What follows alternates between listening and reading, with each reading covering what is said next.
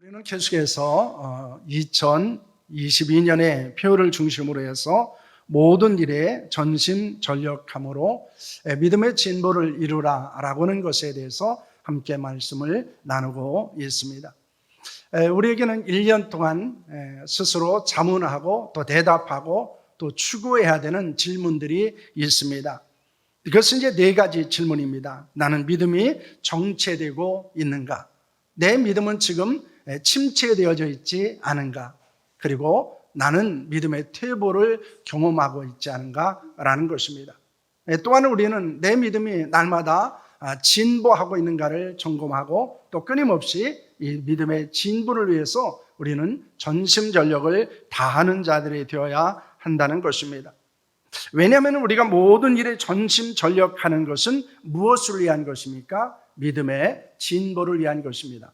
왜 우리에게 믿음의 진보가 일어나야 됩니까? 우리가 그리스도 예수의 좋은 일꾼이 되어야 하기 때문입니다.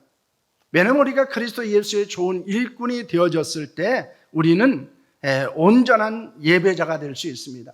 다시 말하면 하나님이 찾으시는 예배자가 되고 하나님이 받으시는 예배를 드리는 자가 될 수 있다는 것입니다. 뿐만 아니라 하나님의 뜻과 하나님의 나라와 하나님의 영광을 추구하고 이루어 드리는 기도의 자의 삶을 살 수 있기 때문입니다. 나아가서 하나님의 말씀에 순종하는 자가 되고 그리고 우리는 복음과 교회를 위해서 헌신하는 자가 될 수 있기 때문입니다.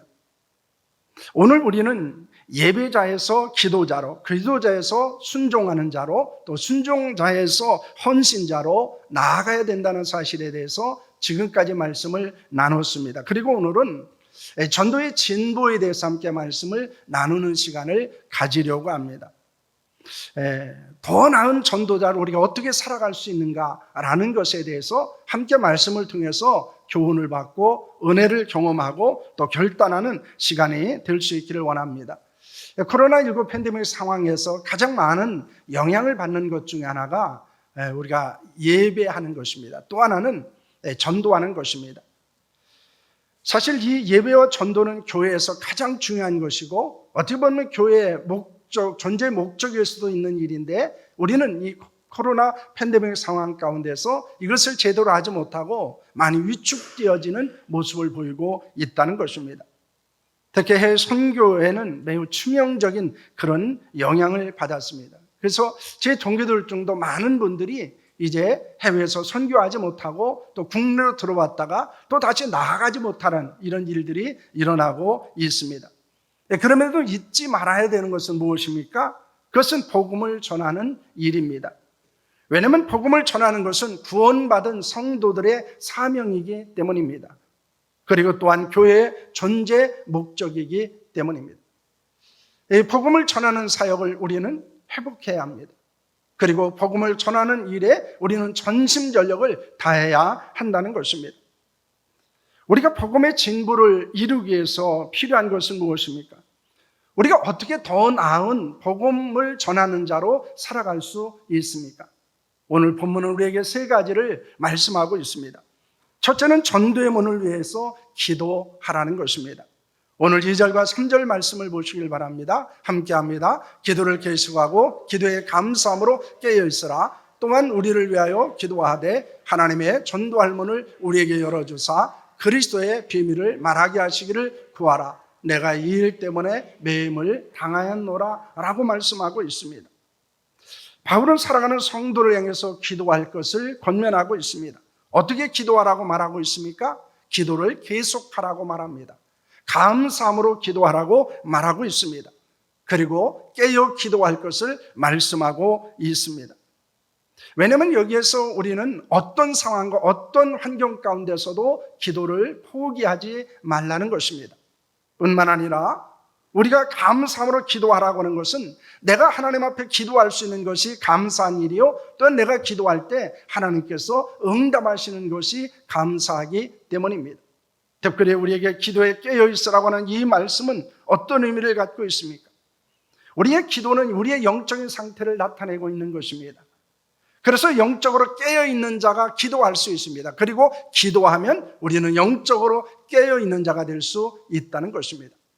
그래서 기도하라라고 하는 말과 함께 나오는 것 중에 하나가 이 기도에 깨어 있으라라고 하는 말입니다. 이 말은 우리가 기도하지 않는다고 하는 것은 바로 영적인 잠을 자고 있는 것이고 영적으로 건신하지 않는 영적인 상태임을 우리에게 보여주고 있는 것입니다. 그래서 우리는 기도해야 합니다. 우리는 어떻게 기도해야 됩니까? 항상 기도해야 됩니다. 감사함으로 기도해야 됩니다. 그리고 영적으로 깨어 일어나 기도해야 합니다.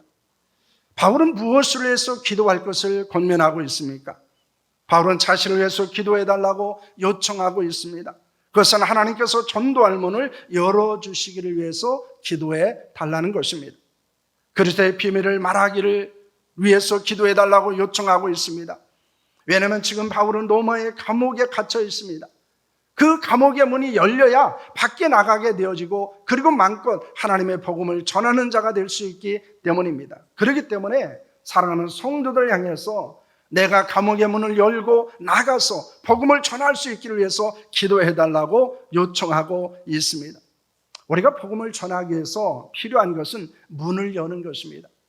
우리가 이제 가정을 방문하면서 복음을 전하고 전도를 하다 보면은 가장 어려운 것 중에 하나가 현관문을 여는 것입니다. 현관문만 열리면은 좀 어떻게 좀 해보겠는데 사람들이 요즘에는 현관문을 잘 열어주지 않습니다. 또 하나는 사람의 마음의 문을 여는 것입니다. 그래서 전도를 위해서 필요한 것은 바로 이 문을 여는 데 있다는 것입니다. 다시 말하면은 전도할 수 있는 환경과 상황의 문이 열리는 것이고 그리고 전도할 때 우리가 전하는 복음을 듣고 그들의 마음의 문이 열리는 것입니다.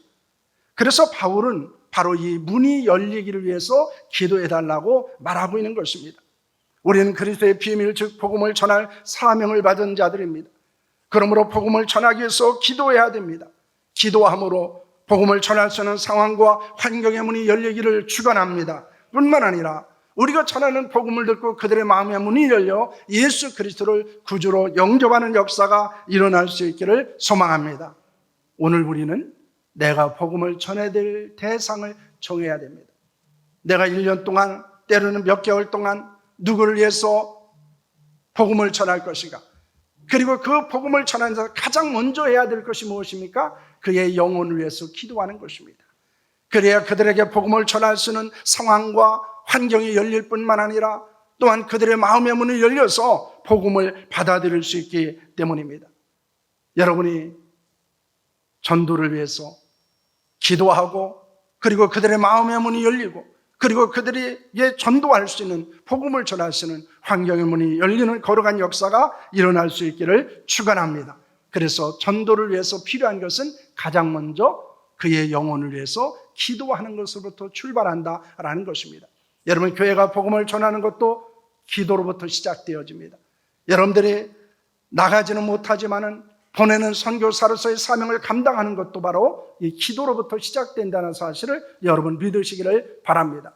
그러므로 영혼 구원을 위해서 복음을 전하기 위해서 가장 먼저 해야 되는 것 바로 그것은 기도에 있고 그리고 그 문이 열리도록 여러분 기도할 수 있기를 바랍니다. 둘째로는 복음을 입술로 증거하는 것입니다. 바울은 성도들 하여금 자신과 함께 수고하는 자들을 위해서 기도해 달라고 했습니다. 이는 복음을 전하기 위해서 많은 환난을 당하고 있었기 때문입니다. 바울은 특히 아시아에서 복음을 전하다가 많은 고난을 겪었습니다. 그래서 그는 자신이 당한 고난에 대해서 이렇게 말합니다. 심히 견디기 어려운 고생을 하게 되었다. 살 희망까지 잃어버리게 되었다라고 말하고 있습니다. 자신의 사형 선고를 받은 것 같은 그런 고통을 경험했다고 말하고 있습니다. 하지만 바울이 고난 중에도 복음을 전할 수 있었던 것은 성도들의 기도가 있었기 때문입니다. 여러분 기도가 있었을 때 바울은 어떻게 할 수 있다고 말하고 있습니까? 오늘 4절 말씀을 보시길 바랍니다. 함께 합니다. 그래야면 내가 마땅히 할 말로서 이 비밀을 나타내리라 라고 말씀합니다. 여러분 본문의 구조를 잘 볼 필요가 있습니다. 기도를 이야기하고 난 후에 무엇을 이야기합니까? 내가 말로 복음을 전할 수 있다 이렇게 이야기하고 있는 것입니다. 이는 복음을 확실하고 올바르게 전할 수 있다는 것입니다. 바울은 복음을 전할 사명을 받은 자였습니다. 그 사명을 위해서 고난을 당연한 것으로 받아들였습니다. 그는 천하 만민에게 복음을 전할 일꾼이 되어 헌신하는 자가 되었습니다. 또한 성도들 향해서 어떻게 복음을 전하라고 권면하고 있습니까? 6절 말씀을 보시길 바랍니다. 함께합니다. 너희 말을 항상 은혜 가운데서 소금으로 맛을 낸 것 같이 하라. 그리하면 각 사람에게 마땅히 대답할 것을 알리라 라고 하는 말씀을 하고 있습니다. 바울은 항상 은혜 가운데서 소금으로 맛을 낸 것 같이 하라 이렇게 말하고 있습니다.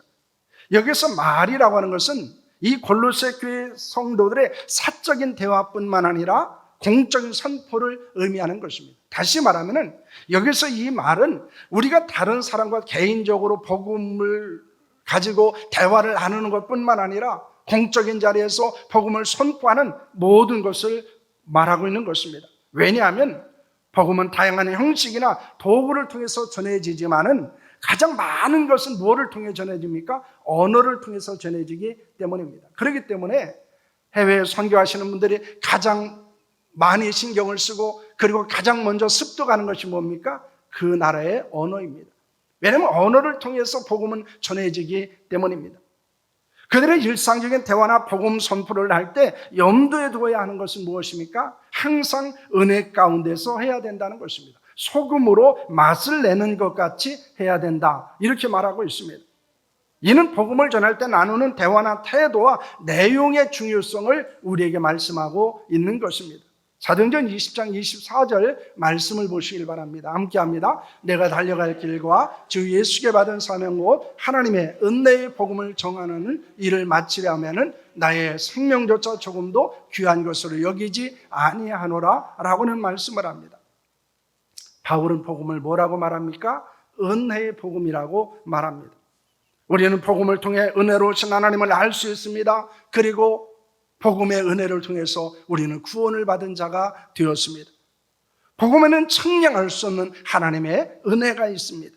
그런데 복음을 전할 수 있는 것이 은혜라는 것입니다. 특히 소금으로 맛을 낸다라고 하는 것은 무엇을 이야기하느냐라고 하는 것은 소금으로 맛을 내는 것처럼 복음의 매력과 가치를 드러내라는 의미를 갖고 있는 것입니다. 종종 복음을 전하던 자들로 말미암아서 하나님의 은혜가 가려지는 일이 일어나기도 합니다. 복음을 전하다 보면 시비를 거는 사람들도 있습니다. 때로는 하나님을 대적하는 말을 하는 사람들도 있고 교회와 또한 성도들을 비난하는 사람들도 만나기도 합니다. 여러분 그럴 때 어떻게 해야 될까요? 그들과 얼굴을 붉히며 싸움을 해야 할까요? 아니면 긍휼의 마음을 갖고 그들을 대해야 할까요? 복음을 전하다 유익하자는 논쟁을 하지 말라는 것입니다. 복음의 광채를 드러내지 못하는 말을 하지 말라는 것입니다. 그것은 항상 은혜 가운데서 소금으로 맛을 내는 것이 아니라는 것입니다. 우리는 은혜의 복음을 은혜 가운데서 전하는 자들이 되어야 합니다. 그래서 우리가 기억해야 되는 것은 우리는 입술로 복음을 전하는데 그 입술로 복음을 전할 때 그것이 은혜의 복음이 되어야 한다는 것입니다. 그리고 그들에게 긍휼의 마음을 가지고 하나님의 은혜로 하나님의 사랑으로 복음을 전해야 한다는 것입니다.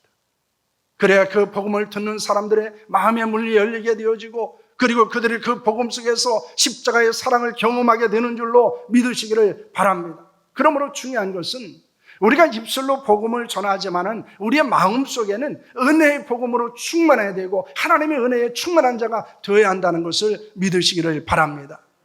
그래야 복음을 전할 때 열매가 나타나게 되는 것입니다. 그래서 두 번째로는 기도하는 것에 마치지 말라는 것입니다. 기도하는 것으로 끝나지 말라는 것입니다. 입술을 열어서 복음을 전하는 자가 되어야 합니다. 그래서 더 나은 전도다. 이 복음의 진도는 어떻게 일어납니까?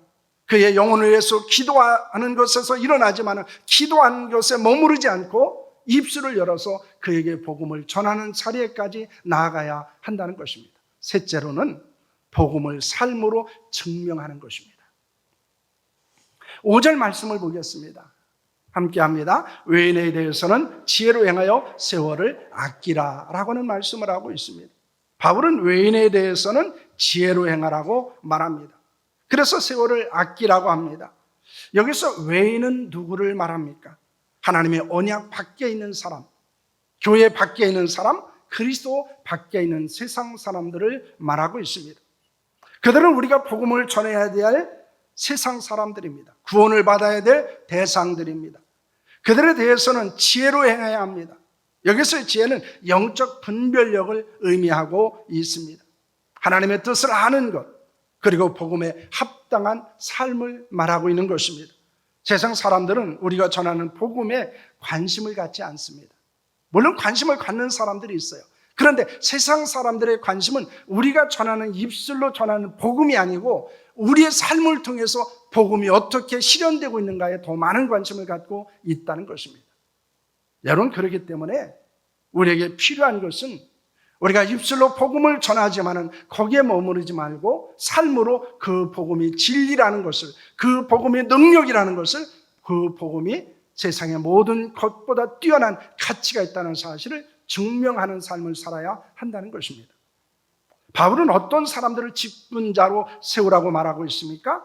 디모데전서 3장 7절 말씀을 보시길 바랍니다. 함께 합니다. 또한 의인에게서는 선한 증거를 얻는 자라 할지니 비방과 마귀의 올무에 빠질까 염려하라 라고 하는 말씀을 합니다.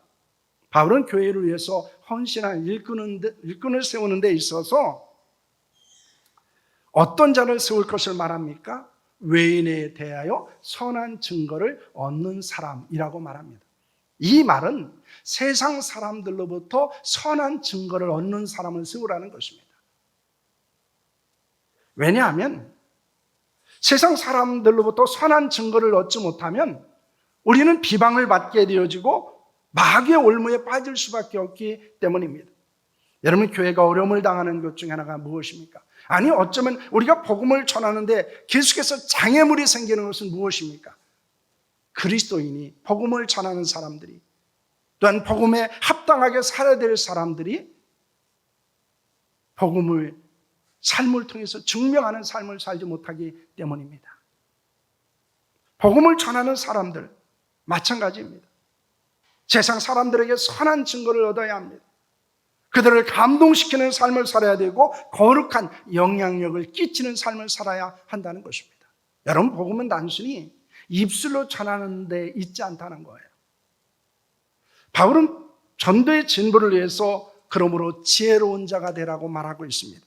복음을 전하는 더 나은 전도자는 지혜로운 하나님의 사람이기 때문입니다. 마태복음 10장 16절 말씀을 보겠습니다. 함께합니다. 보라, 내가 너희를 보냄이 양을 이리 가운데로 보낸 것 같도다. 그러므로 너희는 뱀같이 지혜롭고 비둘기와 같이 순결하라 라고는 말씀을 합니다. 예수님의 제자들을 복음을 전하기 위해서 세상에 보내시면서 무엇이라고 말씀하고 있습니까? 양을 이리 가운데 보낸 것 같다라고 말합니다. 이것은 복음을 전하는 것은 많은 핍박과 환난과 고난과 위험이 있다는 것을 말씀하는 것입니다. 그러므로 뱀 같은 지혜로움과 비둘기 같은 순결함을 요구하고 있습니다. 여기서 지혜라고 하는 것은 신중하고 분별력 있는 것을 말합니다. 순결함이라고 하는 것은 순전하고 깨끗한 것을 말합니다. 그런데 복음은 귀한 것이기 때문에 그 가치를 훼손하지 말라는 것입니다. 또한 복음을 변질시키거나 왜곡시키지 말아야 한다는 것입니다. 그런데 때로는 복음을 전하는 자들의 말과 행위로 인해서 복음의 가치가 훼손되기도 하고 뿐만 아니라 복음이 변질되기도 한다는 것입니다. 우리는 복음을 소중히 여길 뿐만 아니라 가치 있는 것으로 존중해야 됩니다. 복음에 대한 자부심을 가져야 합니다. 그것은 무엇 때문입니까? 로마서 1장 16절 말씀입니다. 함께 합니다. 보라, 내가 너희를 보냄이 넘겨주세요. 이는 우리 복음이 너에게 말로만 이른 것이 아니라 또한 능력과 성령과 큰 확신으로 된 것이니라. 우리가 너희 가운데서 너희를 위하여 어떤 사람이 된 것은 너희가 아는 바와 같으니라 라고는 말씀을 하고 있습니다. 여러분, 로마서 1장 16절 말씀은 이렇게 말합니다. 내가 복음을 부끄러워하지 아니하노니 이 복음은 또한 모든 믿는 자들에게 구원을 주시는 하나님의 능력이 됨이라. 먼저는 유대인에게요 그리고 헬라인에게로다 라고는 말씀을 합니다. 여러분, 복음이 가치 있는 것은 어디에 있습니까? 복음을 통하지 않고는 하나님의 구원 역사가 일어나지 않기 때문입니다. 여기에 우리가 복음을 전해야 되는 이유가 있습니다. 우리는 복음을 듣고 믿고 영생을 얻었습니다. 하나님의 자녀가 되었습니다. 하나님의 나라를 유업으로 얻는 자가 되었습니다. 복음으로 인하여는 이런 일들이 일어날 수 없다는 것입니다. 그렇기 때문에 우리는 복음에 대한 자부심을 갖고 그 복음을 전하는 자가 되어야 합니다. 복음을 전하는 자가 지혜로 행해야 된다, 이렇게 행할 수 있게 된다라고 말하고 있습니다. 왜냐하면 세월을 아낄 수 있기 때문입니다. 그런데 원문의 뜻은 이 세월이라고 하는 말을 시간, 때로는 기회라고 말합니다. 여기서 아끼라고 하는 말은 낭비하지 말라, 만들라라고 하는 뜻을 갖고 있습니다. 그런데 특별히 여기서 세월이라고 하는 말은 일반적인 시간을 나타내는 크로노스라고 하는 헬라어가 아니고 특별한 시간을 나타내는 카이로스가 사용되어지고 있습니다. 그것은 하나님의 시간이요 구원의 시간을 이야기하고 있는 것입니다. 지혜로운 사람은 복음을 통해 영혼 구원의 기회를 놓치지 않습니다.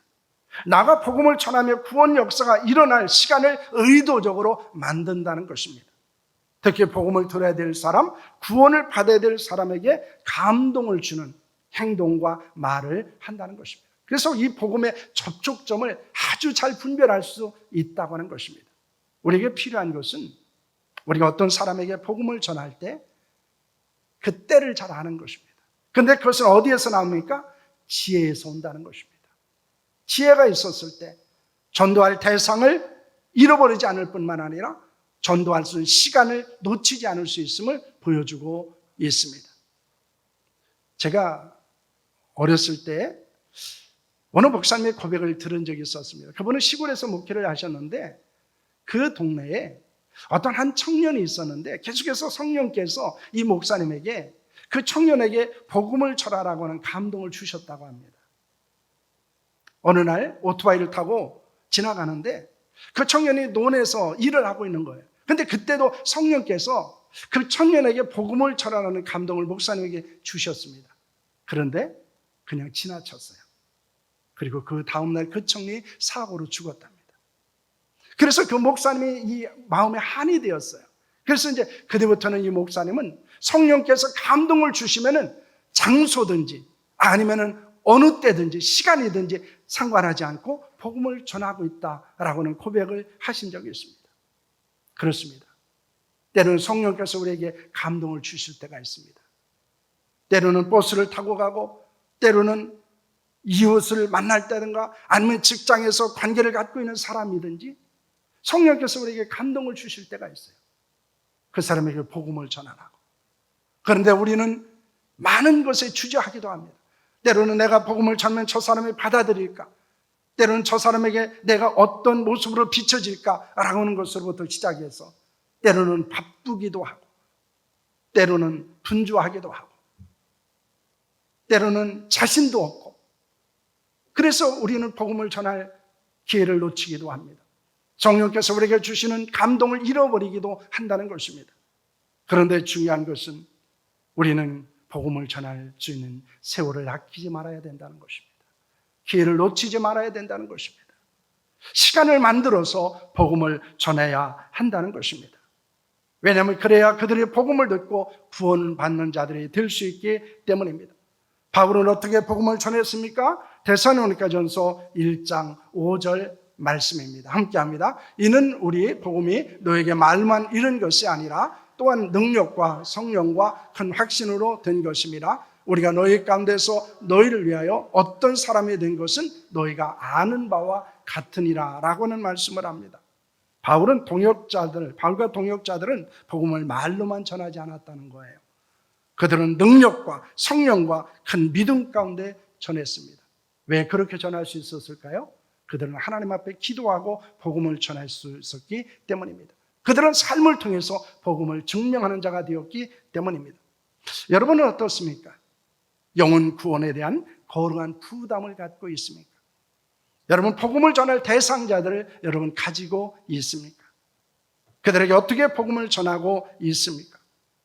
우리는 그들에게 복음을 전해야 합니다. 복음은 전해도 되고 전하지 않아도 되는 것이 아닙니다. 그러기 위해서는 어떻게 해야 됩니까? 첫째는 복음을 전하기 위해서 기도해야 됩니다. 둘째는 복음을 입술로 증거해야 됩니다. 셋째는 복음을 삶으로 증명해야 합니다.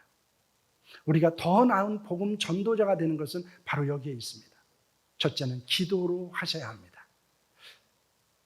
전도에 대한 거룩한 부담을 안고 기도하셔야 되고, 사랑하는 사람들의 영혼 구원에 위해서 기도해야 됩니다.